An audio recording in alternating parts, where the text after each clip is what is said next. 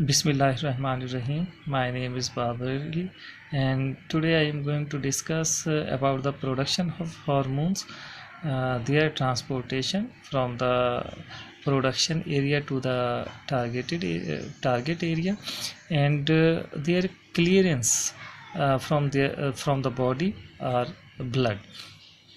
So first, hormone production. Some hormones such as epinephrine and norepinephrine, they are secreted within seconds after the gland is stimulated, and they may develop full action within another few seconds to minutes. While some other hormones, just like thyroxine or growth hormones, they may require months for full effect.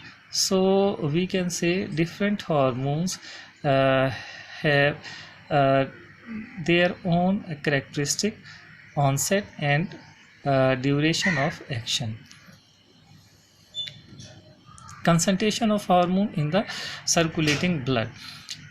Concentration of hormone, the hormones, these are released in very low concentration in the blood, and they control their specific activities at the targeted area. Their concentration varies from picogram to few micrograms per milliliter of blood. One picogram, that is equal to the millionth of 1 millionth of gram, while the microgram, that is a few millionths of a gram. So concentration of hormones within the blood, that is very low, that ranges from picogram to micrograms. And production of hormones per day, that also vary from micrograms to milligrams. Control of hormone production. The production of hormone, that is controlled by feedback mechanism. Feedback mechanism is the mechanism which is controlled by its own product. There are two types of feedback mechanism: negative feedback mechanism and positive feedback mechanism. In negative feedback mechanism, the conditions or products result from the action of the hormone. They tend to suppress its further release. So production of hormone, that is decreases by the final products or the conditions which are produced by the action of the hormones. Negative feedback mechanism prevents overactivity of the hormone system. It ensures a proper level of hormone activity at the target tissues.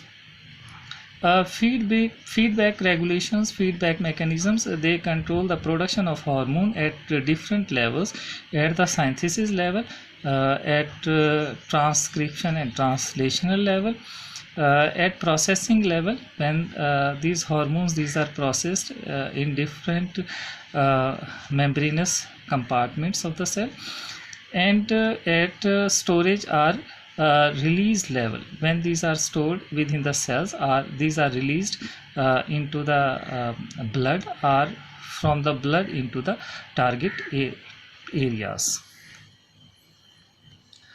Positive feedback mechanism. In positive feedback mechanism, the production of hormone, that is enhanced due to the conditions or final products of the action of these hormones.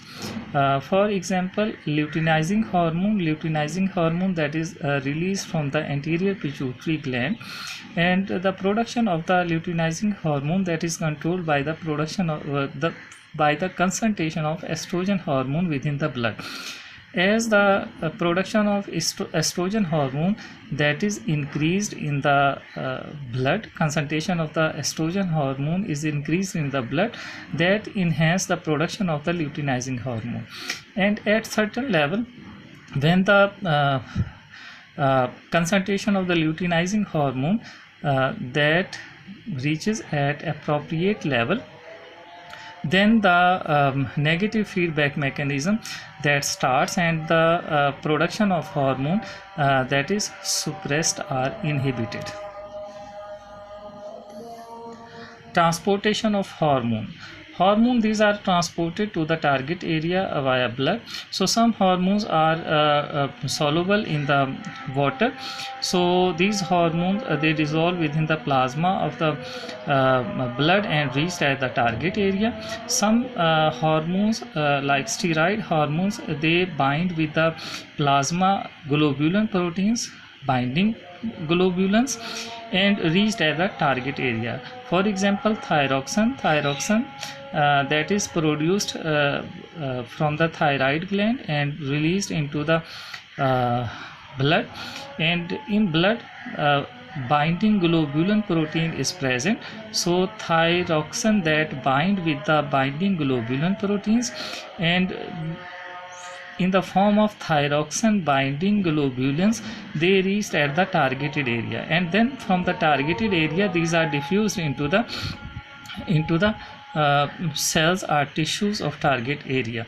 But in this case, these binding globulins, they acts as a reservoir for the hormones. So hormones, they are slowly released from these binding proteins and diffused into the targeted area. So those hormones which bind with the binding proteins, these are not easily cleared from the body or the blood. Clearance of hormones from the blood. For certain hormones, decreased metabolic clearance rate may cause an extensively high concentration of the hormone in the circulating body fluids. For instance, in this occurs for several of the steroid hormones when the liver is diseased, because these hormones are conjugated mainly in the liver and then cleared into the bile, and liver that is diseased, so that is not performing the function of clearance of hormones, so concentration of hormone that is increased in the blood.